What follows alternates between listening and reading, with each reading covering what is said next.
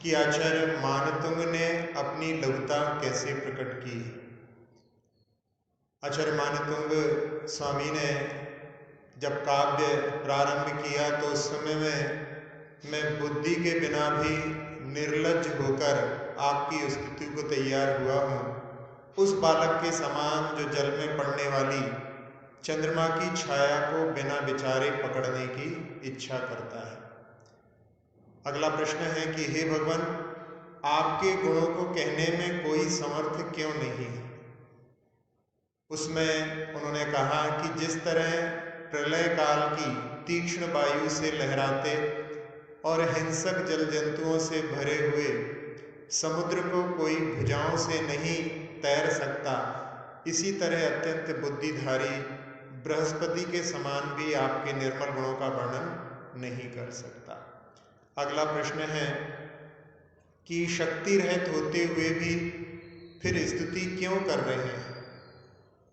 तो उसमें आचार्य मानतुंग महाराज कहते हैं कि मैं अल्पज्ञ शक्ति रहित होता हुआ भी भक्ति के बस से आपकी स्तुति करने के लिए तैयार हुआ।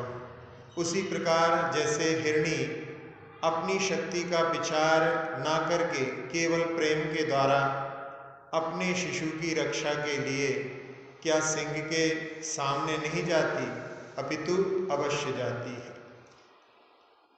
अब अगला प्रश्न है कि स्तुति करने के लिए कौन मजबूर कर रहा है।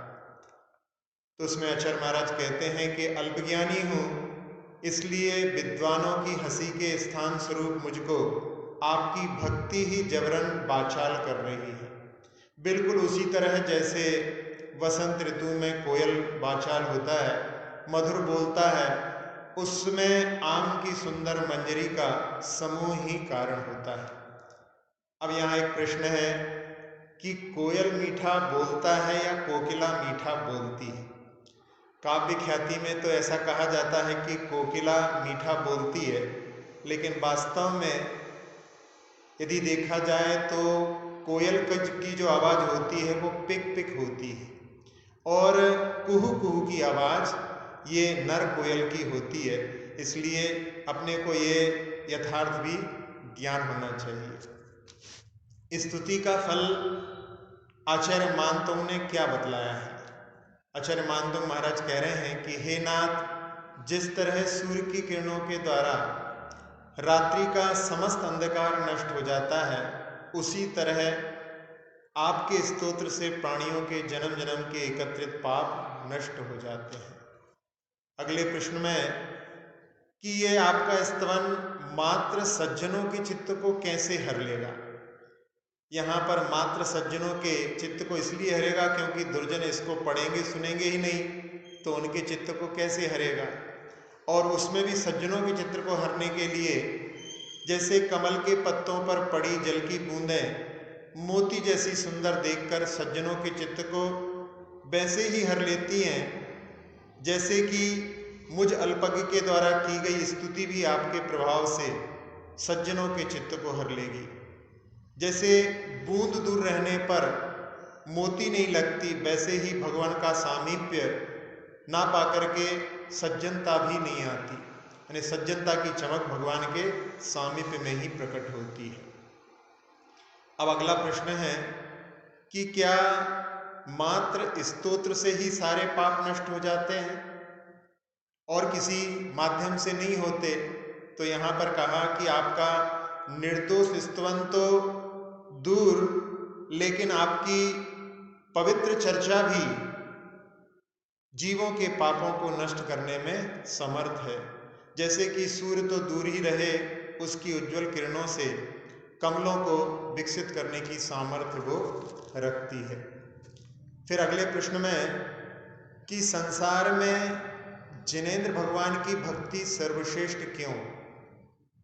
इसमें आचार्य मानतुंग महाराज कहते हैं कि जैसे उत्तम मालिक अपने सेवक को संपत्ति देकर अपने समान बना लेता है, उसी तरह उत्तम गुणों के द्वारा आपकी स्तुति करने वाले पुरुष भी इस पृथ्वी पर आपके समान शुद्ध हो जाते हैं। बाकी जगह भक्त भक्त ही बना रहता है, इसलिए इस संसार में जिनेंद्र भगवान सर्वश्रेष्ठ हैं और उनकी भक्ति भी सर्वश्रेष्ठ है। अब अगले प्रश्न में कि भगवान आप कैसे देखने योग्य हैं, आपको देखकर अन्यत्र संतुष्टि क्यों नहीं होती। तो भगवान आप बिना पलक झपकाए एकटक अनिमेष देखने योग्य हैं। जैसे क्षीर सिंधु के निर्मल मधुर जल को पीने वाला अन्य खारे समुद्र का पानी पीने की इच्छा नहीं करता, ऐसे ही आपके सुंदर रूप को देखने वाला मनुष्य किसी दूसरे सुंदर पदार्थ को नहीं देखना चाहता। आप सबसे अधिक सुंदर हैं। अगले प्रश्न के रूप में कि भगवान आप अद्वितीय सुंदर सर्वोच्च सुंदर क्यों हैं। इसमें आचार्य मानतुंग महाराज कह रहे हैं कि जिन परमाणुओं से आपके शरीर की रचना हुई है, मालूम होता है कि वे परमाणु उतने ही थे। यदि इससे अधिक होते तो आपके समान दूसरा रूप भी होना चाहिए था, पर दूसरा रूप है नहीं। इससे स्पष्ट है कि वे परमाणु उतने ही थे और आप इसलिए सर्वोच्च सुंदर हैं। लौकिक दृष्टि से भी अपन देखते हैं कि जैसे कोई खाद्य सामग्री समाप्त होने पर फिर दूसरी बना करके परोसते हैं, तो लोग कहते हैं कि पहले जैसी बात नहीं है। तब उस समय कहते हैं भैया वो तो उतनी थी, अब वो समाप्त हो गई, अब वैसा स्वाद तो इसमें नहीं आ सकता। अगले प्रश्न के रूप में कि आपका मुख चंद्रमा से भी श्रेष्ठ क्यों कहा है। भगवान के मुख को चंद्रमा से भी श्रेष्ठ आचार्य मानतुंग महाराज कह रहे हैं कि सब उपमाओं को जीतने वाला, सबके नेत्रों को हरण करने वाला आपका मुख कहाँ और चंद्रमा कहाँ, जो दिन में पलाश के पत्ते के समान फीका पड़ जाता है और कलंक से युक्त है, इसलिए उसकी तुलना आपके मुख से कहाँ की जा सकती है। फिर अगले प्रश्न में कि भगवान आपका मन किंचित भी विकार को नहीं प्राप्त हुआ, किस प्रकार। तो उसमें उदाहरण देते हुए आचार्य मानतुंग महाराज कह रहे हैं कि प्रलय काल की प्रचंड पवन के द्वारा मेरु नहीं हिलाया जा सकता, उसी तरह देवांगनाओं के द्वारा आपका मन भी जो सुमेरु के समान है हिलाया नहीं जा सकता। अगले प्रश्न के रूप में कि आप अनोखे दीपक कैसे। दीपक से तुलना करते हुए आचार्य मानतुंग महाराज कह रहे हैं कि जो लौकिक दीपक होता है उसमें धूम भी निकलता है, बाती भी रहती है, तेल की भी आवश्यकता होती है और जो प्रचंड वायु से बुझ भी जाता है। लेकिन भगवान एक ऐसे अनोखे दीपक हैं जिसमें ना धुआं है, ना बाती है, ना तेल है, ना प्रचंड वायु भी उनको प्रभावित कर पाती है। वो दीपक तो बहुत थोड़ी सी जगह को प्रकाशित करता है, लेकिन आप समस्त लोक को प्रकाशित करने वाले हैं, इसलिए आप अनोखे अपूर्व दीप हैं। अगले प्रश्न में कि आप सूर्य और चंद्र से भी श्रेष्ठ कैसे हैं। इसमें आचार्य मानतुंग महाराज कहते हैं कि जो सूर्य चंद्र होते हैं वो कभी अस्त भी हो जाते हैं, कभी राहु के द्वारा ग्रहण को भी प्राप्त हो जाते हैं और बादलों का प्रभाव भी उनके ऊपर पड़ता है और उसके बाद में वो केवल सीमित क्षेत्र के ही बाह्य अंधकार को दूर करते हैं। लेकिन भगवान न कभी अस्त होते हैं, उनका केवल ज्ञान ना राहु के द्वारा ग्रसित होता है, ना उनके ऊपर बादलों का कोई प्रभाव पड़ता है और साथ साथ में बाह्य अंधकार के साथ साथ में वो मोह रूपी अंतरंग अंधकार को भी हरने में समर्थ हैं, इसलिए सूर्य और चंद्र से श्रेष्ठ हैं। समो शरण में सूर्य चंद्र से कोई लाभ क्यों नहीं होता। इसमें आचार्य मानतुंग महाराज कह रहे हैं कि जब आपके मुख चंद्र से अंधकार नष्ट हो गया तो वहाँ पर रात और दिन का भेद ही समाप्त हो गया। फिर दिन में सूर्य से और रात में चंद्रमा से क्या प्रयोजन। उसी प्रकार से जिस प्रकार से जब फसल पक जाती है तो उस समय में बादलों से कोई प्रयोजन नहीं रह जाता। अगले प्रश्न के रूप में कि ना आपकी समान कोई पुत्र है और ना आपकी माँ जैसी कोई माँ है, ऐसा किस उदाहरण के माध्यम से कहा। उन्होंने दिशाओं को रूपक लेकर के कहा कि सभी दिशाएं नक्षत्र को तो धारण करती हैं पर पूर्व दिशा ही सूर्य को प्रकट करती है। यहाँ पर पूर्व दिशा माँ का प्रतीक है और सूर्य का प्रकट होना भगवान प्रतीक है। अगले प्रश्न में कि मृत्युंजयी कैसे बनते हैं, इसमें जो आपको अच्छी तरह से प्राप्त कर लेता है, मतलब जो आपको अपनी श्रद्धा का विषय बनाता है, आपको अपने ज्ञान का विषय बनाता है और आप में ही लीन हो जाता है, यानी चारित्र को प्राप्त करता है, ऐसे रत्नत्रय के माध्यम से मुक्ति प्राप्त करता है। और रत्नत्रय के अलावा दूसरा मुक्ति का श्रेष्ठ मार्ग नहीं है। अगले प्रश्न में कि भगवान आप एक भी हैं और अनेक भी, कैसे? तो पर्याय दृष्टि की अपेक्षा से पूर्व की पर्यायों में भिन्नता की अपेक्षा यदि अपन देखें तो भगवान अनेक रूप में दिखाई देते हैं।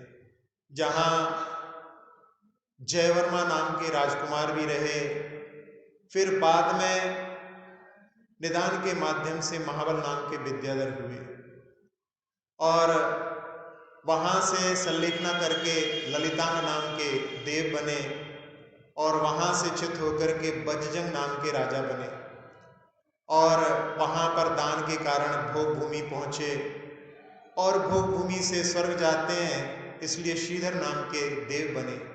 वहाँ से आने के बाद में सुविधि नाम के राजपुत्र बने और उस समय में जो श्रीमती का जीव था वही आकर के इनका पुत्र बना। उसके व्यामोह में इन्होंने दीक्षा नहीं ली और अंत समय में दीक्षा लेकर के 16वें स्वर्ग में इंद्र बने, अच्युत स्वर्ग के इंद्र बने और फिर वहां से आने के बाद में वज्रनाभि नाम के चक्रवर्ती बने। उस भव में उन्होंने 16 कर्ण भावनाओं के माध्यम से तीर्थंकर प्रकृति का बंध किया। फिर सर्वार सिद्धि गए और सर्वार सिद्धि से आने के बाद में बालक आदिनाथ के रूप में भी अपन देखते हैं। फिर बाद में युवराज के रूप में भी, फिर नाभिराज के द्वारा उनको राजपट्ट भी बांधा गया, फिर श्रमण आदिनाथ के रूप में भी दिखलाई देते हैं और फिर बाद में केवल ज्ञान प्राप्त करके तीर्थंकर आदिनाथ और उसके बाद में शेष अघातीय कर्मों को भी नष्ट करके सिद्ध अवस्था में विराजमान है। ऐसे अनेक पर्यायों की अपेक्षा से अनेक हैं, लेकिन यदि अपन द्रव्य दृष्टि की अपेक्षा से देखते हैं तो सभी में वही आत्मा विद्यमान होने से एक भी है। अगले प्रश्न में कि भगवान त्रिभुवन के दुख का हरण कैसे करते हैं। जब तीर्थंकर का जन्म होता है तो तीनों लोक में थोड़ी देर के लिए शांति हो जाती है, सुख की प्राप्ति हो जाती है और जब भगवान बनते हैं उस समय में उपदेश के माध्यम से उनकी सभा में 3 गतियों के जीव तो वहाँ पर आते हैं। नरक के जीवों के लिए भी वो वहाँ पर उपदेश के माध्यम से उनके लिए भी कोई जीव जाकर के उनको संबोधन दे करके वहाँ भी तीसरे नरक तक वहाँ पर सम्यक दर्शन आदि भी प्राप्त करा देता है। जब स्वयं आदिनाथ भगवान श्रीधर नाम के देव थे और उस समय में उनके जिन्होंने मंत्री ने आकर के भोग भूमि उनको सम्यक दर्शन प्राप्त कराया था और उनको केवल ज्ञान होता है और उस समय में श्रीधर देव जाकर के उनकी दिव्य द्रव्य से पूजन करता है और बाद में पूछता है कि मैं जब महाबल राजा थे उस समय 3 मंत्री थे, तो वहां पर 2 मंत्री तो कहाँ हैं? 4 मंत्री थे तो 3 मंत्री कहाँ हैं? एक आप तो यहाँ विद्यमान है, भगवान बन गए हैं। तो उस समय भगवान कहते हैं कि 2 तो तीव्र कसायों के कारण में निगोद में जा चुके हैं, लेकिन एक अभी दूसरे नरक में विद्यमान है। और उस समय में श्रीधर देव जो आदिनाथ भगवान का जीव है उस नरक में जाकर के उसको संबोधन करके और सम्यक दर्शन प्राप्त कराता है। वो जीव वहाँ से जब च्युत होकर के मनुष्य बनता है और उस समय में जब विवाह करने के लिए जाता है तब श्रीधर देव फिर जाकर के उसको संबोधन करके कि कहाँ वहाँ बोल रहे थे कि मनुष्य बन करके मैं मुनि बनूंगा और कहाँ फंसने जा रहे हो। तो उस समय में फिर वो वैराग्य को प्राप्त करके और आकर के वहाँ पर इंद्र के रूप को धारण करता है। तो ऐसे नरक में भी जाकर के संबोधन के माध्यम से भगवान की वाणी से लोगों के दुखों को हरण करने का कार्य होता है। इसलिए भगवान को त्रिभुवन के दुख हरण करने वाला कहना सार्थक है। अब अगले प्रश्न में कि अशोक वृक्ष प्रातिहार्य में क्या वर्णन है।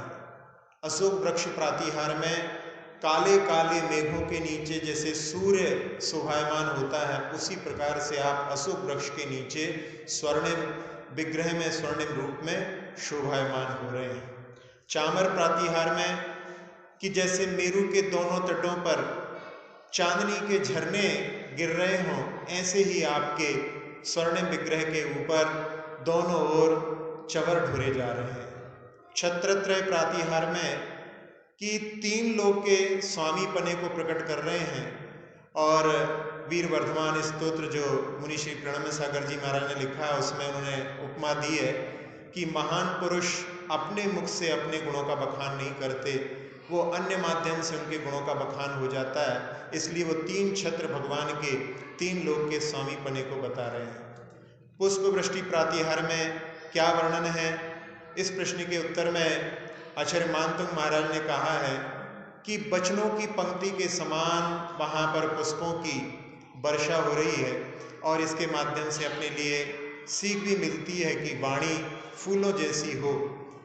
अब भामंडल प्रातिहार में आचार्य मानतुंग महाराज ने क्या उपमा दी है, तो उसमें सभी कांतिमान पदार्थों को जीतने वाला, उगते हुए अनेक सूर्यों की कांति से भी ज़्यादा, लेकिन फिर भी चंद्रमा के समान सौम्य और रात्रि को जीतने वाला भगवान का भामंडल शोभायमान हो रहा था। दिव्य ध्वनि प्रातिहार में क्या वर्णन किया है, आचार्य मानतुंग महाराज ने 8वें प्रातिहार के रूप में दिव्य ध्वनि प्रातिहार का वर्णन किया है, जिसमें स्वर्ग और मोक्ष को जाने वाली या स्वर्ग और मोक्ष के मार्ग को बताने वाली और सभी भाषाओं में ढलने वाली भगवान की दिव्य ध्वनि होती है।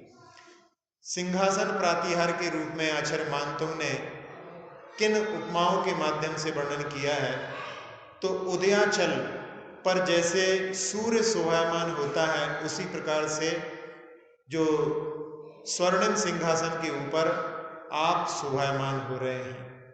अब प्रश्न है कि कितने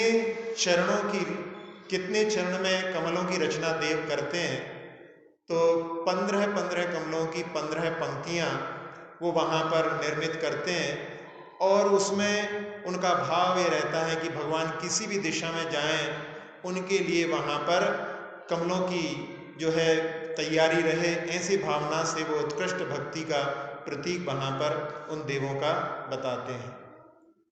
अब इसमें अगले प्रश्न के रूप में आता है कि किस प्रकार के हाथी से भी आपकी शरण को प्राप्त करने वाला भय को प्राप्त नहीं होता, तो वहाँ पर ऐसा भीमकाय हाथी बताया है जो मद जल से जिसके गंडस्थल मलिन हो रहे हैं और भोरों ने उसके क्रोध को बढ़ा दिया है, और ऐरावत के समान ऐसे भीमकाय हाथी को भी जो बिल्कुल सामने आ रहा है उसको देख करके भी जिसने आपकी शरण ली है वो भयभीत नहीं होता। अब अशोक वृक्ष और मानस्तंभ कितने ऊंचे होते हैं, इस प्रश्न के उत्तर में वैसे भक्तामर स्तोत्र में नहीं दिए हैं, लेकिन अन्य जगह से यदि अपन देखें तो ये अशोक वृक्ष और मानस्तंभ दोनों ही भगवान के शरीर से 12 गुने ऊंचे होते हैं।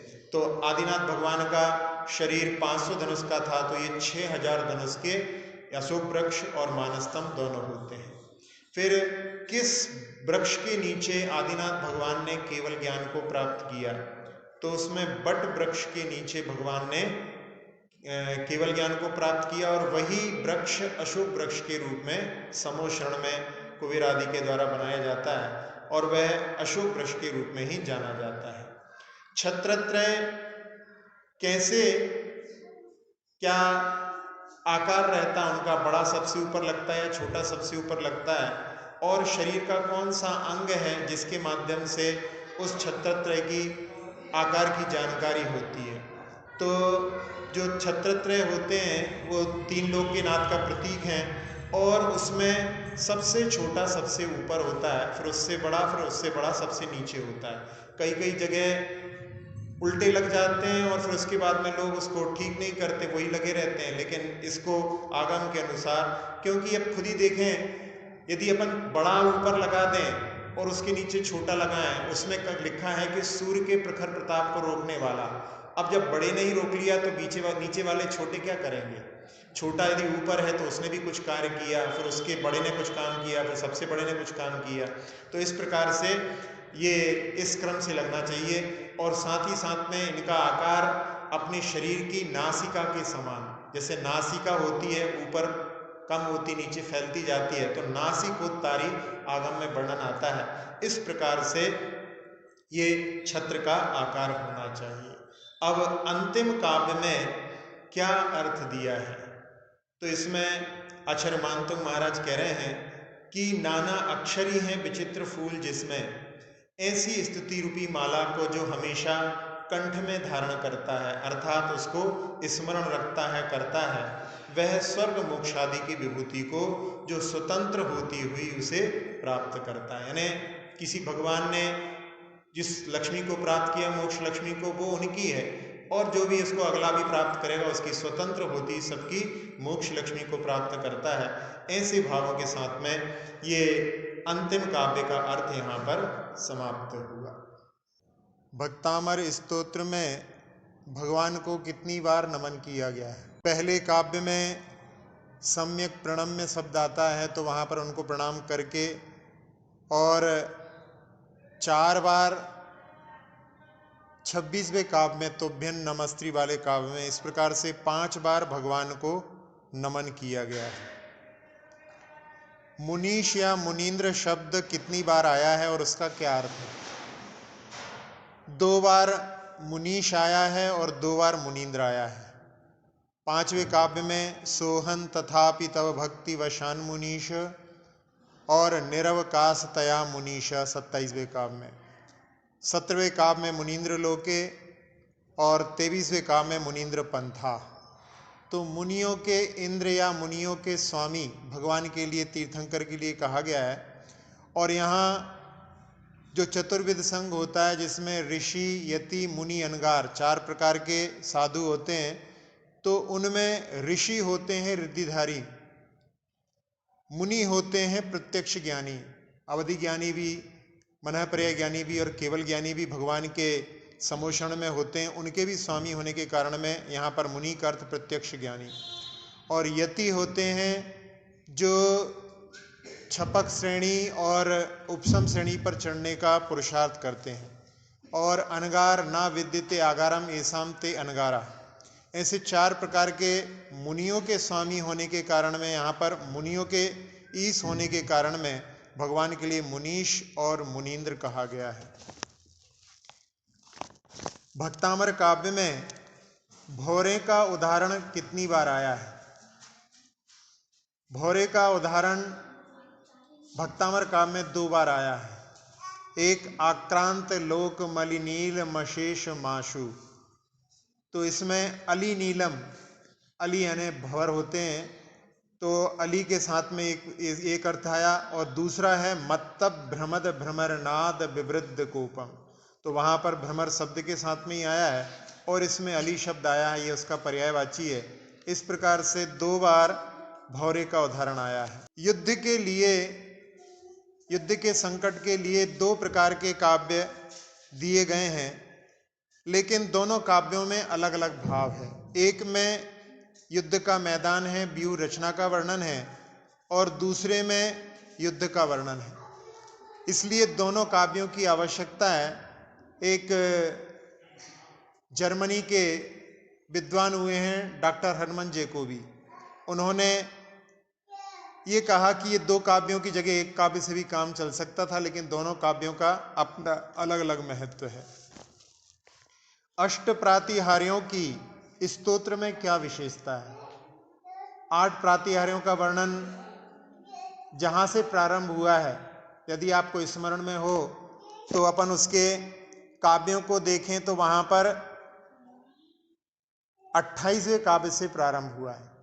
28वें काव्य से लेकर के और 35वें काव्य तक 8 प्रातिहार्यों का वर्णन है। अब यदि अपन अंक विद्या की दृष्टि से देखें तो 28 का पूर्णांक 2 और 8 मिलकर के 10 होगा और 10 का 1 निकलेगा। यानी पहला प्रातिहार का वर्णन जो है 28वें काव्य में किया। यानी संख्या रखते समय आचार्य कितनी दृष्टि रखते थे इससे, इसी प्रकार से 8 प्रातिहार्यों को, जहाँ पर अपन 35वें में 8वें प्रातिहार को देखेंगे तो 3 और 5 मिलकर के 8वां होता है। इसी प्रकार से कल्याण मंदिर में भी वहाँ पर ऐसे ही 8 प्रातःरियों की व्यवस्था है। वहाँ पर 19 से लेकर 26 तक है, तो 19 में 9 और 1 10 मिलकर के वहाँ भी जो है पहला प्रातिहार आ जाता है। स्वयंभू स्तोत्र में नेमिनाथ भगवान की स्तुति जहाँ पर है, वहाँ पर तीसरे काव्य में त्रिदशेंद्र मौली मणि रत्न किरण विसरूप चुमितम, तो 3 शब्द का प्रयोग वहाँ पर इस प्रकार से हुआ। तो ये अंक विद्या के साथ में भी साम्य बैठता है। आचार्य मानतुंग की क्या केवल एक यही रचना है कि और भी रचनाएं हैं?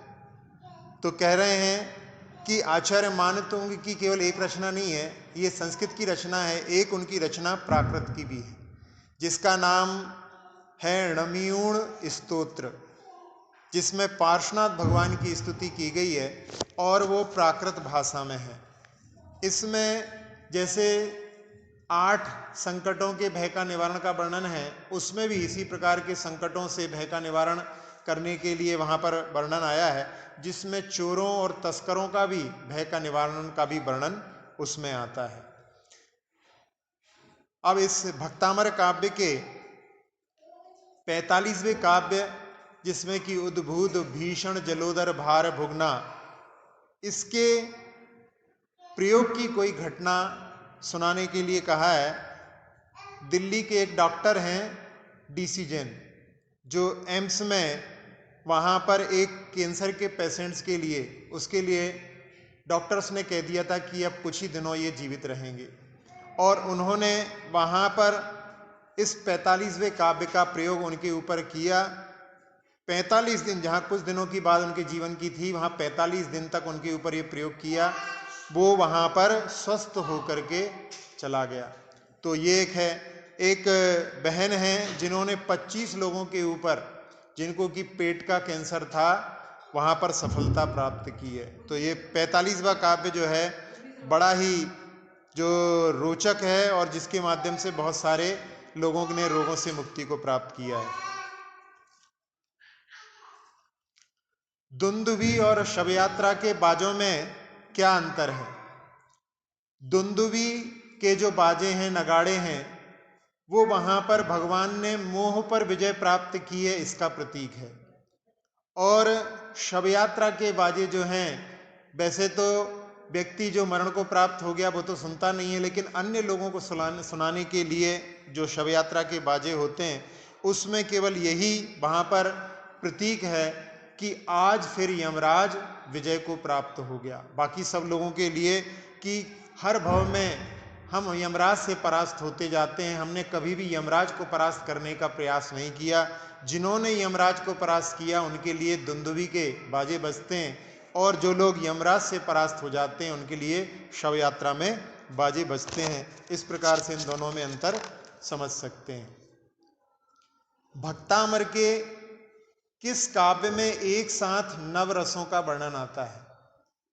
वैसे कहा जाता है कि रसात्मक वाक्यम काव्यम, जहाँ पर रसों का प्रयोग होता है वो काव्य होते हैं। तो यहाँ यदि अपन देखें, जहाँ सिंह का वर्णन आया है, सिंह के संकट का वर्णन आया है, उस काव्य में यदि अपन दृष्टि डालें तो वहाँ पर एक साथ में नवरसों का वर्णन प्राप्त होता है। जहाँ चौकड़ी भरता हुआ पराक्रमी सिंह है, वहाँ पर वीर रस को बताता है।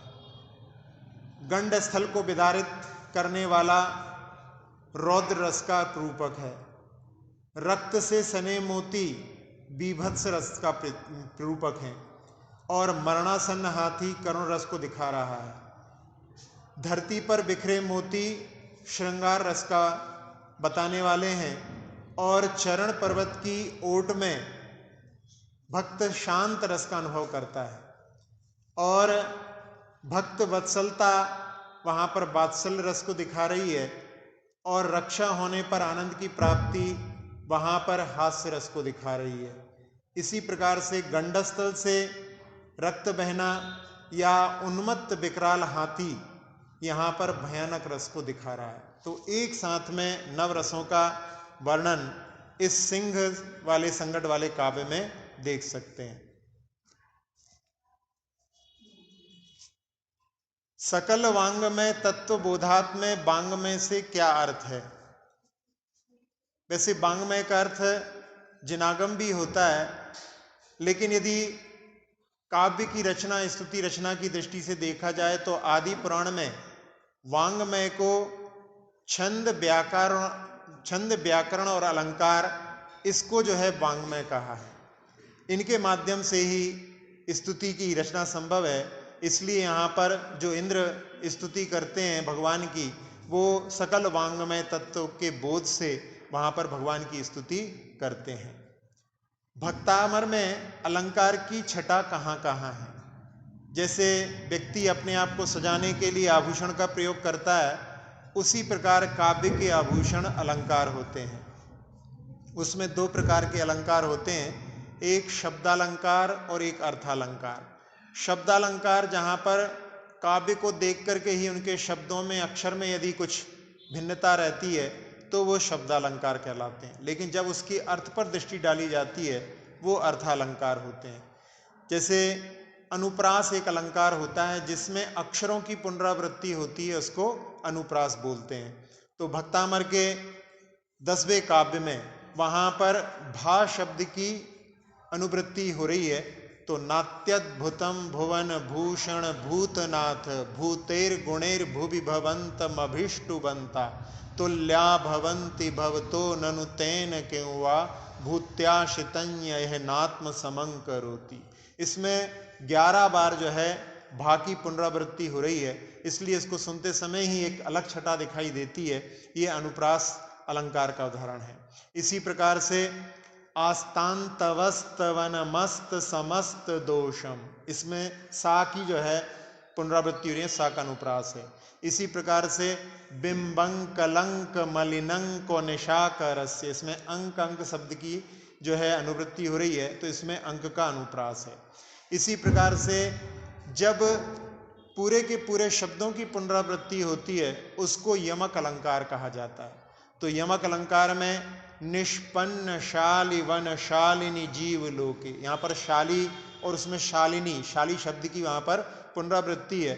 तो एक शाली का अर्थ वहाँ पर चावल से है और एक शालिनी यानी जो कि बड़ी सुंदर है, ऐसी फसल के बारे में वहाँ पर बताया गया है। इसी प्रकार से अर्थालंकार की ओर दृष्टि डालें तो वहाँ पर ब्याज निंदा अलंकार, जिसमें निंदा जैसी प्रतीत होती है लेकिन वो भी एक भगवान की स्तुति करने का एक तरीका होता है, जिसमें 27वें काव्य में को विस्मयोत्र यदि नाम गुणैर शेषैस्त्वं संसृतो निरवकाश तया मुनीश। यहाँ पर कहा कि भगवान, इसमें कौन सी आश्चर्य की बात है कि सारे गुण जो है आपके पास में एकत्रित हो गए, लेकिन साथ साथ में कह रहे हैं उनको कहीं पर भी आश्रय नहीं मिला, यानी जिनको कहीं पर आश्रय नहीं मिला वो आपके पास में एकत्रित हो गए। तो इसमें ऐसा लगता है कि निंदा की जा रही है, लेकिन बाकी सब लोगों ने उनको आश्रय नहीं दिया, दोषों को आश्रय दिया है, गुणों को आश्रय नहीं दिया है, भगवान ने गुणों को आश्रय दिया है। इस प्रकार से वहाँ पर निंदा प्रतीत होती है, लेकिन ये भी एक भगवान की स्तुति करने का तरीका है। इसी प्रकार से मन्ने वरं हरिहरादय एव दृष्टा, इसमें भी कि ये ठीक ही है कि मैंने सबको पहले देख लिया। यदि आपको पहले देखता और मन में इच्छा होती कि आपसे भी कोई श्रेष्ठ है इसलिए मैं उनकी ओर जा सकता था, लेकिन सबको देख लिया और अब जब आपको आखिरी में देखा तो आपसे सर्वश्रेष्ठ कोई नहीं है। इस प्रकार से यहाँ पर भी जो है ब्याज निंदा अलंकार दिखाई देता है। सिंह से रक्षा के उदाहरण बताइए। सिंह से रक्षा के आगम में यदि अपन उदाहरण देखते हैं तो अंजना सती जिस समय जब वन में थी और एक गुफा में वो विश्राम कर रहे थे और रात्रि के समय में एक सिंह वहाँ पर आ जाता है, तब उस समय में वो वहाँ पर बेचैन होती है, घबराती है, और वहाँ पर एक गंधर्व देव अष्टापद का रूप बना करके उस सिंह को वहाँ से खदेड़ देता है। अब यहाँ पंचम काल में कोई घटनाएं घटी हों उनके बारे में, एक क्षुल्लक थे आत्मनंदी और वो गिरनार में शाम के समय में बाहर सामायिक कर रहे थे और वहाँ पर एक सिंह वहाँ पर उनके सामायिक के समय में आ गया और वो कोई था नहीं वहाँ पर, और उस समय में उन्होंने संस्कृत वाले भक्तामर के काव्य से सिंह वाले काव्य का, निवृत्ति का, अणमोकार मंत्र आदि सबका प्रयोग किया, फिर भी वो सिंह जो है उनके आसपास में ही और उनके ऊपर बार बार अपने पंजे से वो आक्रमण भी करने लगा। उस समय में उन क्षुल्लक जी के मन में ऐसे भाव आए कि यदि इसने मेरे चेहरे पर कुछ घाव कर दिए, चेहरा विकृत हो गया, तो फिर मेरी मुनि दीक्षा नहीं हो पाएगी। और उस समय में उन्होंने अपने जो वस्त्र था उस वस्त्र से उन्होंने अपने चेहरे को ढक लिया। और उसके बाद में भी उस सिंह ने कई बार, उनके हाथ पर भी अभी भी निशान देखने में आता है, जिन्होंने देखा उन्होंने बताया। तो इस प्रकार से वहां पर वो इस मंत्र का और काव्य का पाठ करते रहे और वो सिंह वहां से चला गया, उनकी वहां पर रक्षा हो गई। तो ये जो है काव्य का प्रभाव अपन सिंह से रक्षा के उदाहरण में देख सकते हैं। इसी प्रकार से आचार्य विद्यानंद जी जब क्षुल्लक अवस्था में थे, वो एक बार हुमचा में थे और वहाँ पर शाम के समय में ही वो वहाँ बैठे हुए थे और बिल्कुल 5 कदम पर शेर खड़ा हुआ था। और उस समय में भी उन्होंने महामंत्र और इस काव्य का स्मरण किया। उसी बीच में कोई व्यक्ति वहाँ पर दीपक लेकर के आ गया और उस दीपक की रोशनी को देख करके वो शेर वहाँ से पलायन हो गया। नहीं तो इतने नज़दीक था कि वहाँ पर उनकी दृष्टि ऐसी लग रही थी कि वहाँ पर जो है कोई भी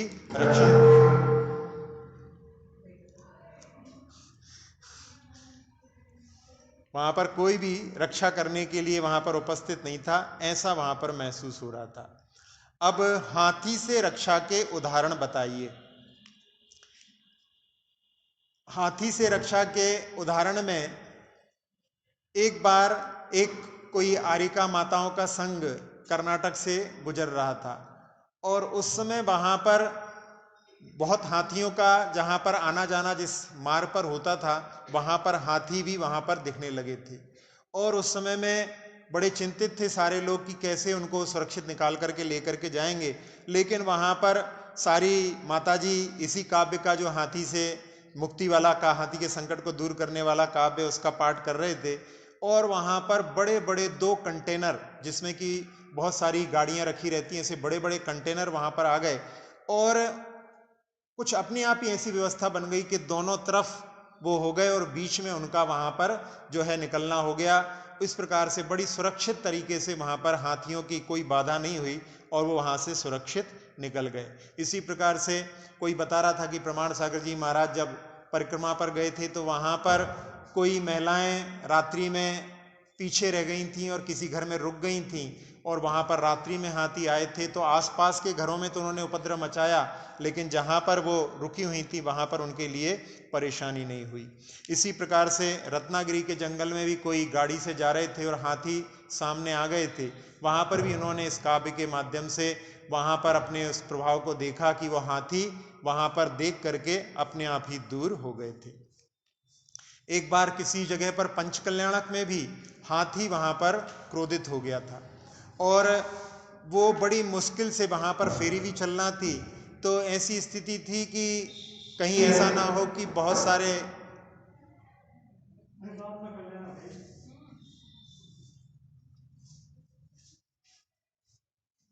इसको बंद कर दो। है क्या ऊपर है क्या बोलो?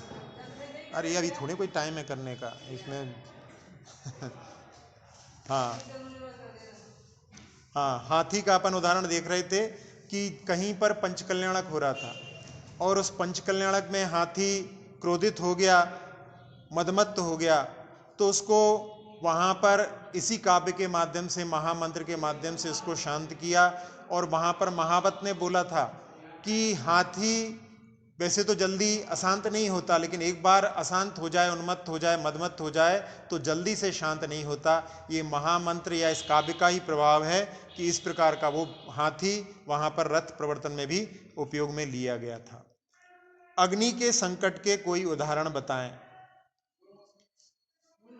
मड़िया जी में एक बार ऐसा हुआ कि वहाँ पर महावीर मंदिर में जो मानस स्तंभ है उसका प्रोग्राम चल रहा था और उस कार्यक्रम में वहाँ पर आग लग गई और आग लगने पर जो प्रतिष्ठाचार्य थे वो वहाँ पर मंदिर के अंदर थे। लोगों ने जाकर के उनको बताया कि वहाँ पर आग लग गई है।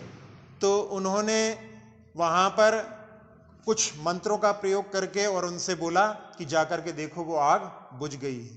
तुम बोल रहे हो आग लग गई है, मैं कह रहा हूं तुम जाकर के देखो आग बुझ गई है। और वहां पर जाकर के लोगों ने देखा तो वो आग बुझ चुकी थी।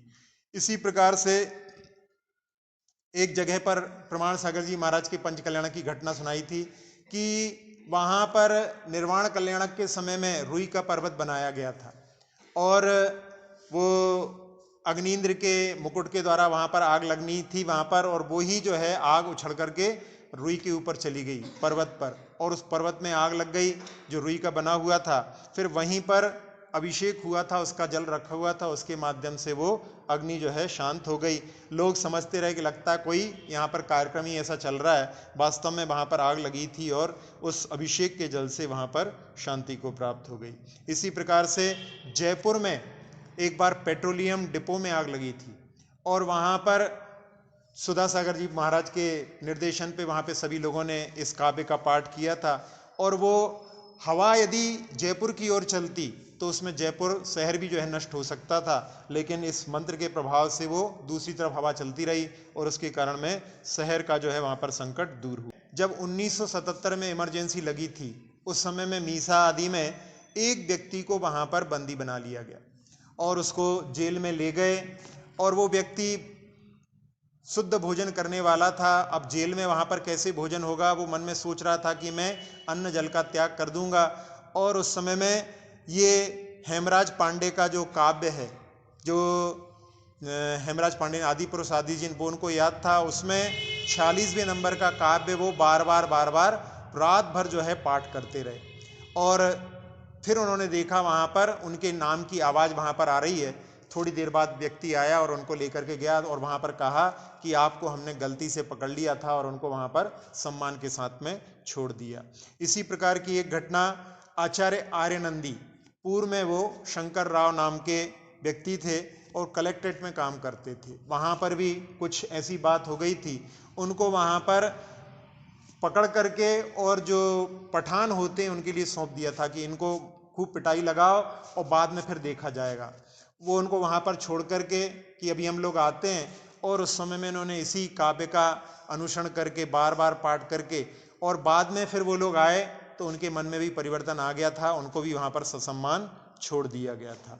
इस प्रकार से जो बंधन मुक्ति के उदाहरण में अपन इन काव्यों को देख सकते हैं। अब यहाँ पर इसी से संबंधित एक प्रश्न पहले भी आ चुका है कि अब यहाँ पर हिंदी का काव्य उन्होंने पढ़ा और उसके बाद उसके माध्यम से भी उनको मुक्ति का मार्ग मिल गया, तो क्या हिंदी में पाठ कर सकते हैं? हिंदी में पाठ करने का निषेध नहीं है, कई बार लोग हिंदी में पाठ करते हैं, लेकिन जितना अच्छा प्रभाव संस्कृत के काव्य का रहेगा वैसा हिंदी के काव्य का नहीं रहेगा। लेकिन फिर भी हिंदी के काव्य में भी यदि भक्ति के भाव से कर रहे हैं, उसका भी अपन ने फल यहाँ पर देख ही लिया है। क्योंकि कहा जाता है कि translation is after all translation, it loses it's half charm.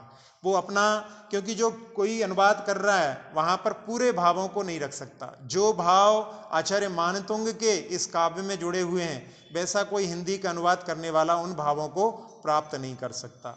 और एक बात और पहले भी बताई थी कि आचार्य रामचंद्र शुक्ल जो हिंदी के बड़े साहित्यकार हुए हैं, उन्होंने भी कहा है कि व्यक्ति जब कोई चीज को पढ़ता है तो उस समय में अकेला नहीं रह जाता, उस समय में उसका लेखक भी साथ में चलता है।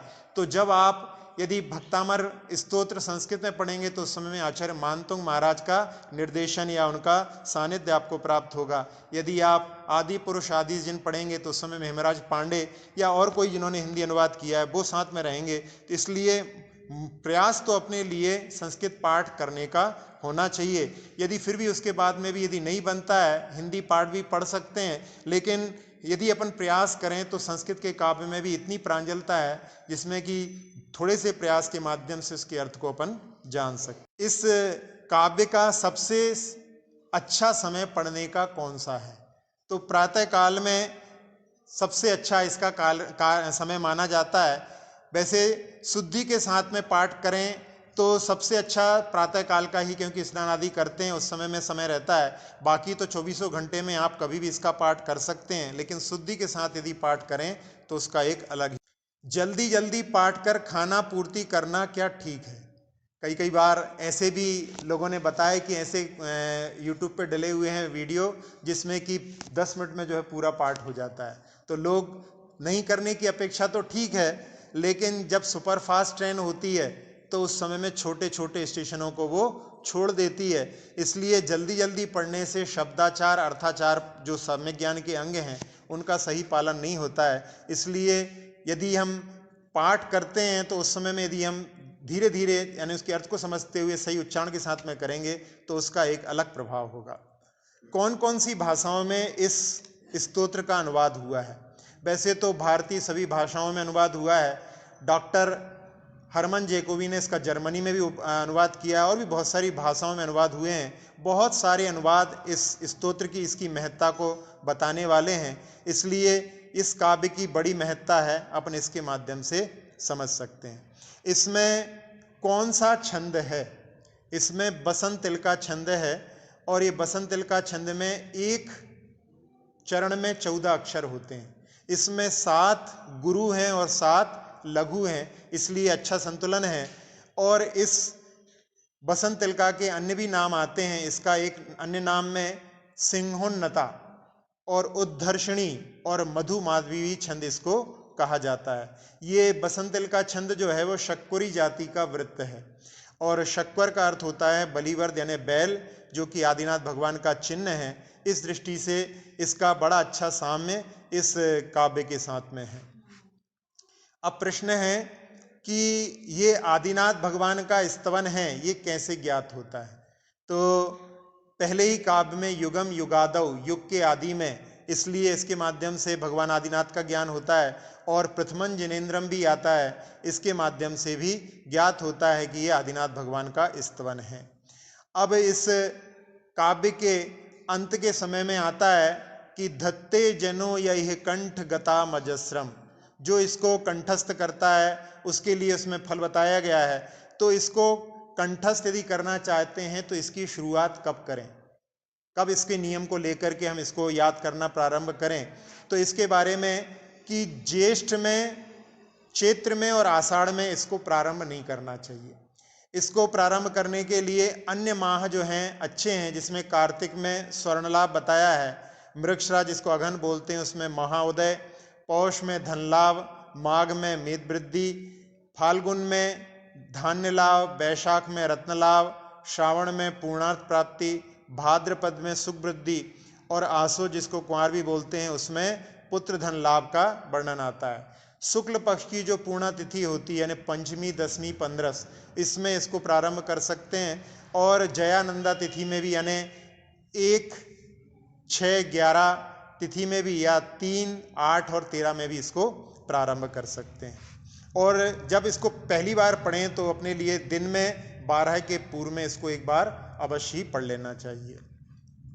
इस स्तोत्र के और भी क्या नाम है? तो प्रभाचंद्र आचार्य ने इसको महाव्याधि नाशक स्तोत्र भी कहा है। किस नगरी में इस स्तोत्र की रचना हुई? तो इसकी रचना धार नगरी में हुई है। स्तोत्र का रहस्य क्या है? इस स्तोत्र में प्रथम शब्द आता है भक्त और सबसे आखिरी शब्द है लक्ष्मी। तो भक्त ही लक्ष्मी को प्राप्त, मुक्ति रूपी लक्ष्मी को प्राप्त करता है। अब यहाँ भक्त का अर्थ क्या होता है? तो भक्त का अर्थ अपन ऐसे देखें तो समझ में नहीं आता, लेकिन उसमें अपन यदि बी उपसर्ग लगाएं तो हो जाता है विभक्त। विभक्त का अर्थ होता है टूटा हुआ। तो जो संसार के बंधनों से टूटा हुआ है वही भक्त होता है, और जो संसार से टूट जाता है वही भगवान से जुड़ पाता है और वही मुक्ति का पात्र होता है। इस रहस्य को समझ करके अपन चल सकते हैं। अब इस भक्तामर स्तोत्र का क्या अन्य लोग भी उपयोग करते हैं? तो इसके बारे में कि एक बीना के पंडित थे श्री राम आचार्य, उनके पास में जो कि कुंडली और ज्योतिष आदि का भी कार्य करते थे, एक बार शीलचंद जी जो बारदाना वाले कहलाते थे वो उनके पास में गए। उनको अपनी बहन का संबंध करना था, उसके लिए कुंडली आदि की जानकारी लेनी थी। जब वो वहाँ पर पहुँचे तो उस समय में उन्होंने देखा कि कुछ लोग उनके पास में आए और किसी ने कहा कि हमारी बकरी खो गई है, तो उन्होंने कह दिया कि जाओ 3 दिन बाद वापस आ जाएगी। फिर किसी ने कहा कि हमारी भैंस, तो उन्होंने कहा कि अब वो भैंस लौट करके नहीं आएगी, वो तो ट्रेन से कट करके मरण को प्राप्त हो चुकी है। तो उनको बड़ा आश्चर्य हुआ कि इनको इतना भविष्य का ज्ञान इस प्रकार से कैसे हो गया। तो उन्होंने पूछा, तो उस समय में वो श्री राम आचार्य ने कहा कि ये तुम्हारे ही भक्तामर का प्रभाव है। आपके भक्तामर को हम प्रतिदिन सुबह 3 बजे से लेकर 5 बजे तक दीपक जला करके 5 बार नित्य पाठ करते हैं, और उसका प्रभाव हमें ऐसा हो गया है कि हमसे कोई प्रश्न करता है और उसका उत्तर जो है हमें वहां पर सुनाई देने लगता है। तो ऐसा प्रभाव यानी वहां पर अन्य लोग भी इस भक्तामर के माध्यम से करते हैं। एक भोपाल के एक मुस्लिम भाई के बारे में भी सुना था कि जिसने भक्तामर सिद्ध किया है, और उसके मंत्र की भस्म के माध्यम से वो जो उसके पास में आते हैं उनके लोगों के रोगों को भी ठीक करता है। इस प्रकार से ये भक्तामर काव्य के अपन ने आज कुछ प्रश्नों को लिया। अब आखिरी में अपन ध्यान करते हैं। सभी लोग ध्यान की मुद्रा में बैठ जाएं। एक बार ओम के नाद से अपने मन को शांत करने का प्रयास करेंगे।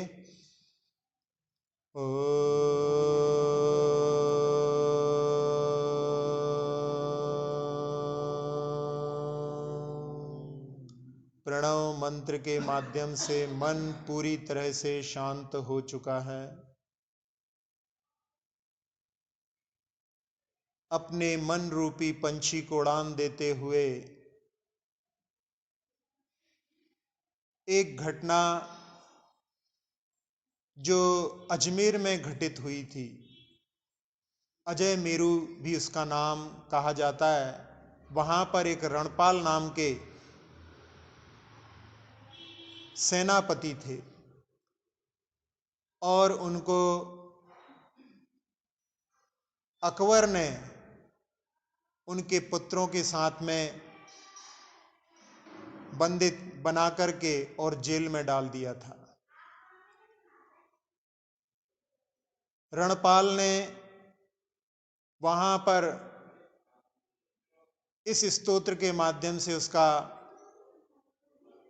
कई बार उन्होंने पाठ किया, और ऋषभनाथाय नमः इस सूत्र का भी, इस मंत्र का भी हजारों बार उन्होंने जाप किया, और उसके माध्यम से दिव्य शक्ति ने आकर के उनके बंधन को दूर कर दिया, और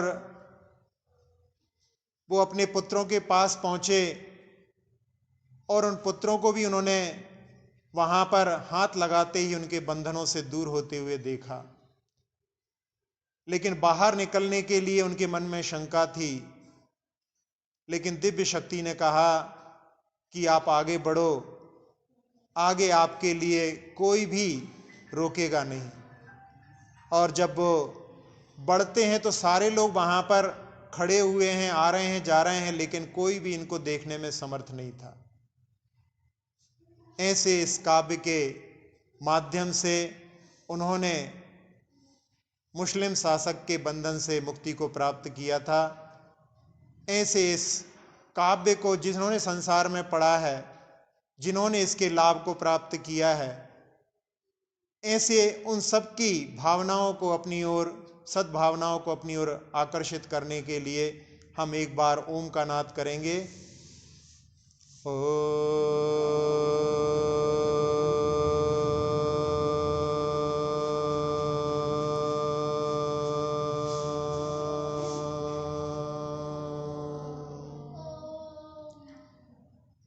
भक्तामर स्तोत्र की ऊर्जा बरस रही है। उसने मस्तिष्क के सारे विकारों को दूर कर, नेत्रों के, नासिका के, मुख के, कर्ण के विकारों को दूर कर दिया है। कंठ के विकारों को और फेफड़ों के विकारों को दूर करती हुई वो ऊर्जा हृदय की एक एक धमनी को स्वच्छ करती हुई आनंद और आह्लाद से भर चुकी है।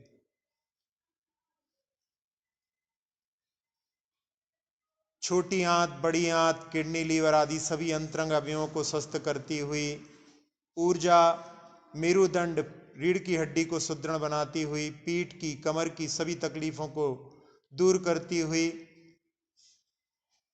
दोनों कंधों के माध्यम से हाथों में प्रवेश कर रही है। टिहुनी तक, कलाई तक, उंगली के एक एक पोरे तक पहुंच करके उस ऊर्जा ने हाथों के सारे रोगों को नष्ट कर दिया है। जंघाओं, घुटनों की सारी पीड़ाओं को हरते हुए पिंडलियों, टखनों, एड़ियों, तलवों, अंगूठे से सभी उंगलियों को अपने आगोश में लेकर के पूरे शरीर को, पूरे शरीर की त्वचा को, एक एक प्रदेश को निर्विकार, निरामय, निरोगी बना दिया है। जैसा लाभ इस ऊर्जा का हमने प्राप्त किया, वैसा ही सारे संसार को प्राप्त हो। ऐसी भावना से इस ऊर्जा को पूरे लोक में फैलते हुए देखें और भावना, सुखी रहें सब जीव जगत के, कोई कभी ना घबरावे।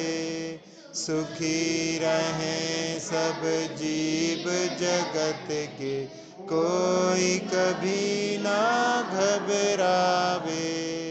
सुखी रहें सब जीव जगत के, कोई कभी ना घबरावे। पूरे लोक में शांति का वातावरण, सारे जीव अपने अपने रोगों से, दुखों से, शोकों से मुक्त हो रहे हैं। सारे जीव देह से भिन्न अपने आत्म तत्व का निरीक्षण कर रहे हैं। आदिनाथ भगवान बड़े बाबा को निहारते हुए ओम ह्रीं श्रीं क्लीं ऐं बड़े बाबा अरहं नमः। ओम ह्रीं श्रीं क्लीं ऐं बड़े बाबा अरहं नमः। ओम ह्रीं श्रीं क्लीं ऐं बड़े बाबा अरहं नमः। ओम ह्रीं श्रीं क्लीं ऐं बड़े बाबा अरहं नमः। ओम ह्रीं श्रीं क्लीं ऐं बड़े बाबा अरहं नमः। ओम ह्रीं श्रीं क्लीं ऐं बड़े बाबा अरहं नमः। ओम ह्रीं श्रीं क्लीं ऐं बड़े बाबा अरहं नमः।